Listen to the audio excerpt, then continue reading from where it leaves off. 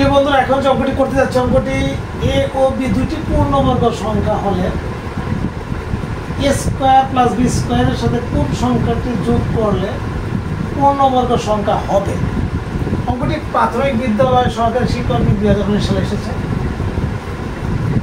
পূর্ণবর্গ সংখ্যা যদি আমরা তৈরি করতে চাই, তাই এখানে দেখেন আমাদের দেওয়া আছে কি এ স্কোয়ার প্লাস বি স্কোয়ার। তাহলে এটাকে যদি আমরা পূর্ণবর্গ করতে চাই তাহলে এইভাবে লেখা যায় কিনা দেখেন তো, A square plus B square plus 2ab দিলেই কিন্তু আমাদের একটা সূত্র পড়ে যায় কিভাবে, A square plus 2ab plus B square. এটা পূর্ণবর্গ হয়, দেখেন A plus B whole square. সুতরাং আমাদের যোগ করতে হবে কত, সুতরাং যোগ করতে হবে কি 2ab যোগ করতে হবে। 2ab কোথায় আছে আমাদের এখানে। আশা করি বুঝতে পেরেছেন। একটু ব্রেন ইউজ করলে খুবই সহজ।